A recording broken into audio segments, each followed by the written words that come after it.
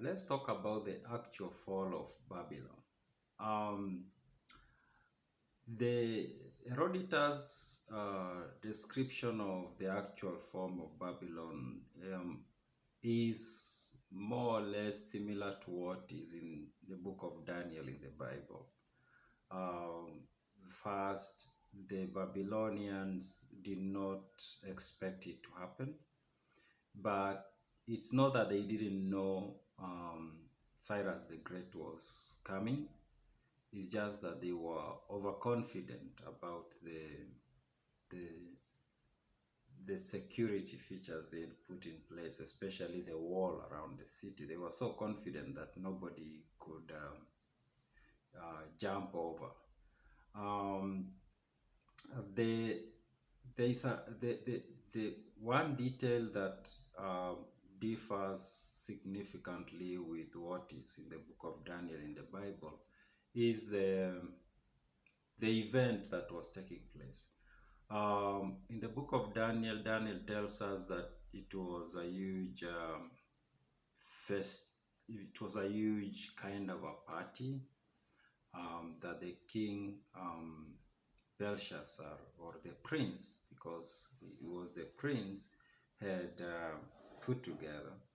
But Herodotus describes it as a communal festival. It wasn't.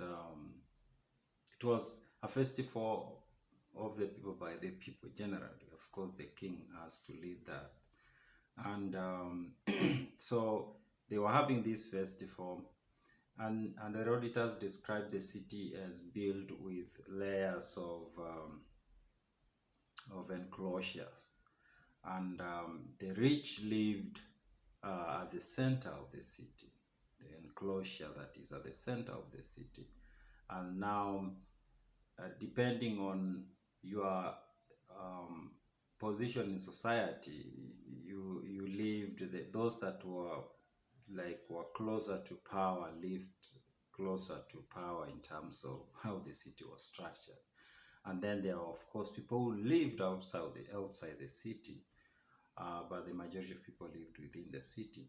So when Cyrus the Great came, he somehow worked in a way that he compromised the flow of the river. I think it's River Tigris, if I'm not wrong, that just ran next to the city, such that he was able to make the water to go very low, and that made it possible for his soldiers to cross.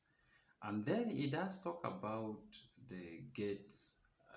I don't remember what, but in short, it just, I think it was, the gates were kind of open at that moment when this Cyrus the Great came along, or his soldiers came along, and they just went into the city. And something interesting happened also during this attack.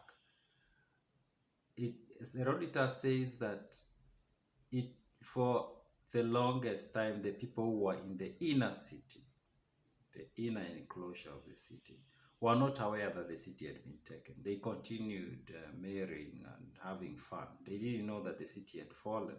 So it took, like, for several hours, they didn't know that the city had fallen.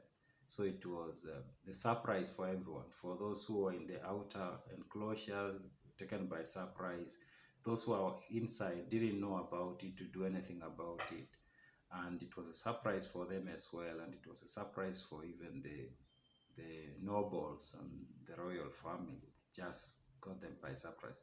And in that regard, what Herodotus describes matches with what Daniel describes in the book of Daniel. That, like, they didn't know this thing was happening. But Herodotus does give us a context, and the bigger context is the Babylonians knew about Cyrus the Great coming. They were aware of it, but they were overconfident. They thought nobody would climb the walls they had built, because Herodotus does also describe the size of the wall. Of course, he uses measurements that were were used then. So I found it difficult to understand in terms of maybe meters or inches.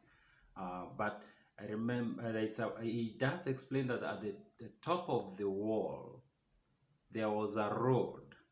Like the top of the wall was kind of like a road, and um,